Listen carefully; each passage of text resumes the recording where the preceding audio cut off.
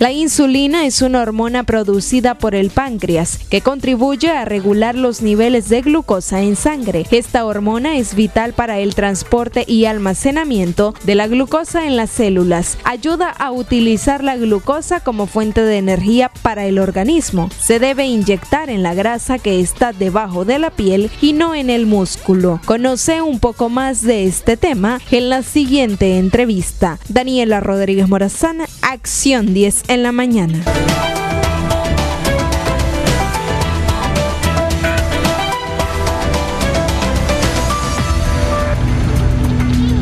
Gracias, Danielita. Vamos a aprender un poco más de esa técnica de la aplicación de la insulina, en qué lugares, quién lo puede hacer, si el mismo paciente u otra persona. Ya está con nosotros nuestro experto, el diabetólogo Javier Bravo, para darnos esta importante información. Tome nota también usted, por favor, le vamos a pedir para que sepamos un poquito incluso el tipo de jeringa que se utiliza. Buenos días, doctor, qué grato que nos pueda acompañar. Gracias, verdad. Una vez más aquí en la revista, una de las cosas importantes es la insulina, que es una hormona, verdad, que es producida por el páncreas y que a la misma vez nos sirve para disminuir lo que son los niveles de glucosa o la ingesta de comida. Normalmente el ser humano puede vivir sin páncreas, pero no puede vivir sin insulina. Cuando el paciente es diagnosticado como diabético tipo 1, pues obviamente el primer tratamiento que recibe es la insulina. Cuando ya es diabético tipo 2, pues se inicia con tratamiento farmacológico y posteriormente en el transcurso de la enfermedad este paciente puede llegar a utilizar insulina. Una de las cosas importantes, ¿verdad?, en la técnica de aplicación de insulina es sobrepasar lo que es la barrera psicológica. Muchos pacientes cuando ya le inicias la insulina, lo primero es que tienen fobia es a la jeringa. Saber que se tiene que inyectar en la mañana, saber que se tiene que inyectar en la tarde o saber que se tiene que inyectar cuantas veces sea necesario con tal de disminuir lo que es parte de los niveles de glucosa. Entonces, si nosotros hablamos meramente, en el caso que fueran niños y hablamos con el padre de familia, esto nos ayuda bastante a que el padre vaya con el niño o un familiar vaya con el niño, se le indica al padre que se inyecte agua destilada o solución salina con el objetivo pues de que el paciente o el bebé o el niño pues agarre confianza y a la misma vez se puede inyectar, ¿verdad? En el caso de los adultos sí también es importante porque hay muchos adultos que no se inyectan solos, simplemente buscan un familiar o acuden a algún lugar para que los estén inyectando, ¿entiende? Entonces eso es una de las cosas importantes. Lo segundo que hay que hacer es buscar la zona de administración. ¿Cuál sería la zona de administración? La región de los glúteos, la región de los muslos, la región de los brazos, pero en la parte posterior, ¿ve? Y lo que es también la región del abdomen, 2 centímetros a la redonda se puede empezar a inyectar. Esas áreas son donde están menos inervaciones nerviosas, es donde más hay tejido adiposo y donde mejor se absorbe la insulina. Ok, doctor, cuando nosotros estamos hablando un poco de las técnicas, ese paso a paso, porque hay pacientes que quizá es la primera vez que le dicen, mire, usted va a ser un paciente insulinodependiente, incluso por decirlo así, entonces el paciente dice, ay, me voy a inyectar el estómago, y a veces hay como una receptividad a eso. Quizás nos explica la técnica paso a paso después de la siguiente llamada. Muy buenos días, adelante, le escuchamos. Buenos días. Bienvenida. Bueno, gracias. Me gustaría una consulta con el doctor diabetólogo. Mire, debido a las consecuencias que han habido, a mí me han diagnosticado diabetes, pero fíjese que yo tengo un problema. Si me tomo la metformina, a mí el azúcar se me sube.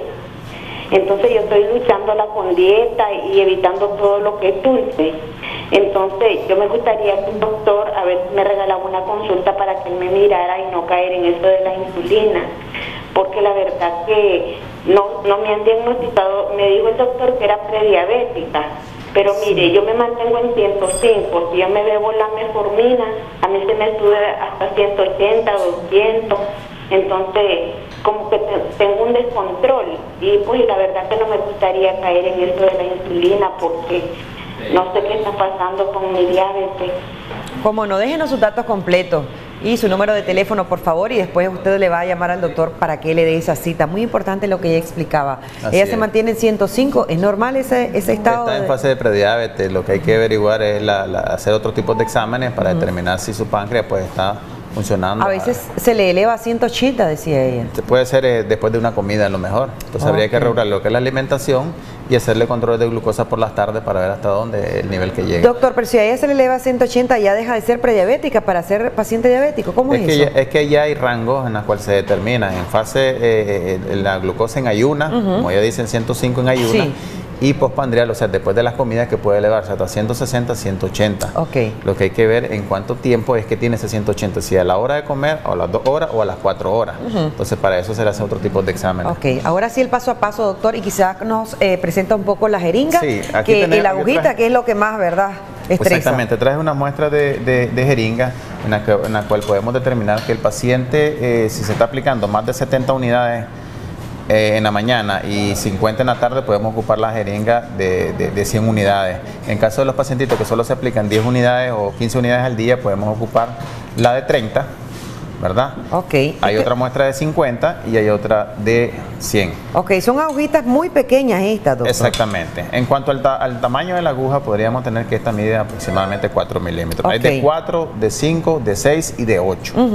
Cuando traemos este tipo de aguja, ¿verdad?, esta la podemos aplicar en un ángulo de 90 grados, es decir, recta. Supongamos que este es el área, entonces se pone en recta. Okay. Esto ayuda bastante a que no se vaya hacia el músculo, ¿verdad? Y así la absorción de la insulina sea mejor. ¿Qué sucede si hincamos o se va al músculo la insulina? Lo primero que puede ocurrir es atrofiarse. Puede se pone morado, un morado, una pelotita ahí, y la insulina no se absorbe. Entonces el paciente va a andar su nivel de glucosa alto. Entonces, la técnica más indicada en este tipo de aguja es de manera recta. Hay agujas que son un poquito más grandes, como podemos ver esta, que ya mide más o menos entre 6 y 8. Sí. Entonces, este tipo de aguja se puede utilizar en un ángulo de 45 grados con el objetivo de evitar de que llegue a la región del músculo. ¿Ese es más grande, esa agujita? Este es un poquito más grande. Inclusive hay otra que entonces ahí va como de ladito. Con este tipo de jeringa se puede aplicar en un ángulo de 45 grados, de esta manera, más o menos así. Como acostadito, como acostadita. En el caso de que se pueda inyectar a nivel del ombligo, ¿verdad?, alrededor del ombligo, se puede hacer un pliegue y aplicarse de manera de un ángulo de 45 grados. O sea, se agarra la piel acá y ahí se inyecta. Ahí se inyecta, exactamente. Tenemos una llamada. Muy buenos días. Buenos días. Bienvenida a Acción 10 en la mañana. ¿Le escuchamos? Gracias. Sí, quería ver si es posible que el doctor me pudiera regalar una consulta, porque fíjese que yo hace 8 meses exactamente me detectaron que era diabética, ¿verdad? Sí. Me mandaron a tomar metformina de 850 por la mañana y por la tarde. Yo pues me las he tomado, pero me gustaría saber hasta qué nivel yo soy diabética, porque siento que esta pastilla me está dando mucha arritmia cardíaca, ¿no? Y hace poco, exactamente 33 días, fui operada de una hernia y la verdad que me he complicado bastante. Yo quisiera saber pues, si mis niveles de azúcar, cómo están, si hasta qué tipo de diabetes tengo, porque quien me miró fue un internista y no un diabetólogo. Cómo no, déjenos sus datos completos y su número de teléfono, muy importante si se realiza un examen en sangre también para ver los niveles de glucosa, muy antes de que llegue a su consulta, doctor. Sí, es que me llame pues el número telefónico y nos ponemos de acuerdo. Cómo no, que nos deje sus datos en este momento. Entonces, doctor, ya tenemos los tipos de agujas y también los tipos de jeringa, porque también va en diferente, va de 100... de 20 a 100. De 30, de 50 y de 100 unidades. Eso va dependiendo de la cantidad que se pone el paciente. De lo que le oriente el médico. Sí, también. Una cosa importante con respecto a la jeringa es que se pueden utilizar aproximadamente de 1, 2 hasta 3 veces. Ya si lo ocupa 4 veces, esto puede romper la piel. Lo que es la parte del bíceps, la parte de lo que es la punta, se atrofia, se dobla y eso causa lesión en la piel y a la misma vez puede causar sangrado. Entonces, y que solo lo usa el paciente diabético, muy importante siempre, ¿verdad?, al uso de agujas y de jeringas. Hay que mencionar algo muy importante. Los pacientes que utilizan insulina premezclada, que están insulina rápida, insulina lenta, esas se pueden aplicar básicamente en la región del abdomen por la mañana. Esto ayuda bastante a que la absorción sea más rápida y a la misma vez tengamos un efecto con el desayuno para evitar que el paciente disminuya sus niveles de glucosa. En el caso de esa misma insulina, por la tarde se puede aplicar en lo que es la región del muslo, en la región posterior del brazo, para evitar de que estos pacientes caigan en hipoglicemia, porque la absorción ahí es más lenta. Entonces, saberle indicar más o menos dónde se debe aplicar la insulina al paciente, eso va a beneficiarlo aún más para evitar lo que son los sesgos, pues en estos casos de la aplicación de la insulina. ¿Cuánto es que el paciente ya está siendo recomendado para utilizar la insulina, doctor? ¿En qué momento, en qué grado de diabetes debe inyectársela? Una de las cosas importantes cuando el paciente se diagnostica y está en una complicación grave, aguda, digamos una cetoacidosis, un coma estado hiperosmolar, este paciente amerita insulina a lo inmediato. Posteriormente que se estabiliza, podemos tratarlo con medicamentos orales. Pero literalmente hablamos de que un paciente que ya lleva aproximadamente de 5 a 10 años de evolución de la diabetes y que tiene obesidad, sedentarismo y otros factores como el alcoholismo y el fumado, este paciente puede ser candidato a utilización de insulina. Entonces, existe meramente eso, pero hay pacientes que con el recién diagnóstico pueden utilizar insulina. Entonces, y lo otro es que ya el paciente con tratamiento farmacológico a altas dosis no presenta mejoría, siempre sus niveles de glucosa andan un poco elevados, tanto en ayuno como después de las comidas, entonces es recomendable ahí aplicar la insulina. Ok, tenemos una llamada en espera, muy buenos días, adelante, ¿le estamos escuchando? Buenos días, le escuchamos, bienvenida a Acción 10 en la mañana. Buenos días, fíjense que yo quería ver si podían proporcionarme una consulta para mi esposo, que él es diabético y actualmente está con síntomas de neuropatía también. ¿Hace cuánto es diabético él? Como 5 años. ¿No se inyecta en este momento insulina, nada? ¿Qué tratamientos? Sí, se está inyectando insulina, pero hemos visto de que a veces está demasiado, entonces parece que la dosis no está bien regulada. Como no, déjenos sus datos completos y su número de teléfono. Algo muy importante que ella decía, doctor, la dosis regulada. Exactamente, esa es una de las consultas que a diario obtenemos en los pacientes. Los pacientes piensan que tal vez con una dosificación misma insulina en un mes, digamos así, 2 meses, 3 meses, ese paciente va a estar con el mismo nivel de glucosa. Normalmente el estrés que lleva, los hábitos alimenticios, el sedentarismo puede hacer que su nivel de glucosa se eleve. Entonces nosotros tenemos que modificar la dosis de la insulina. Por eso es importante, como decíamos anteriormente, cuando rifamos los glucómetros, que el paciente debe tener su glucómetro para que se chequee el azúcar y determinar cuánto tiene en ayuna. Y en base a eso vamos modificando la dosis de insulina. Como llevar un conteo, un librito, entonces una libreta. Eso es día a día en el paciente diabético. No se debe descuidar porque las complicaciones crónicas están a la vuelta de la esquina.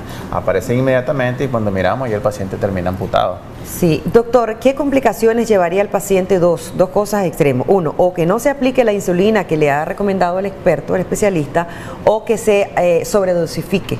Es decir, que si es 1 o 2 veces al día, que se ponga 3. Cada vez que ese chequea su glucosa y la siente y la ve alterada, baja la insulina. ¿Qué provoca? Cuando se aplica exceso de insulina, normalmente lo que hace es bajar su nivel de glucosa, es decir, baja al grado de causar un estado de coma. También, wow. Exactamente, puede llegar hasta el 40, puede llegar hasta el 30, entonces el cerebro es uno de los órganos principales que necesita glucosa, entonces ese paciente puede caer en ese tipo de estado.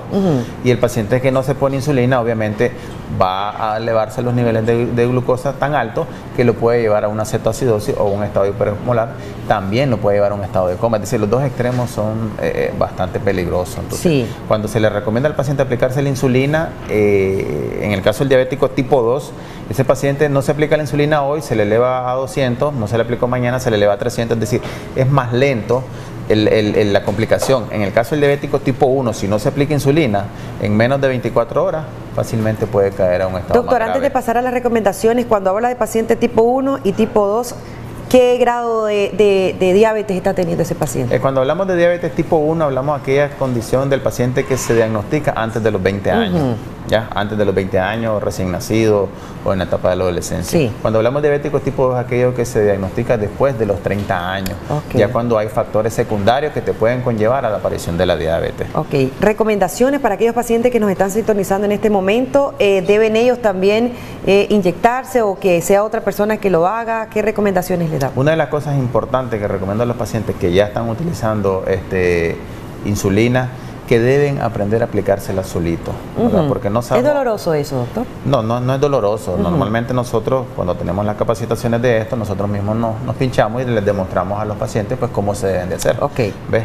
es importante que ellos se apliquen su insulina solo porque no sabemos la emergencia que pueden tener y si no está el familiar en ese momento, ¿verdad?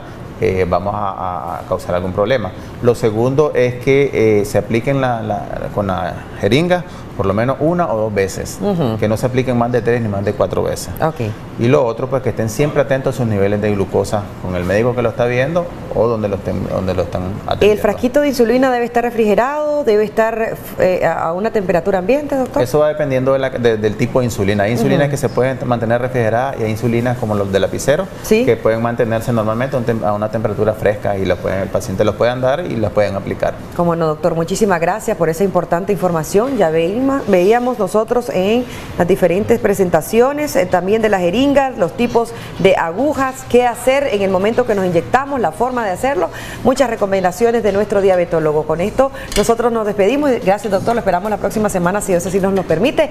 Mientras tanto, Jelsin Espinosa Reyes está más que preparado. Adelante, Jelsin.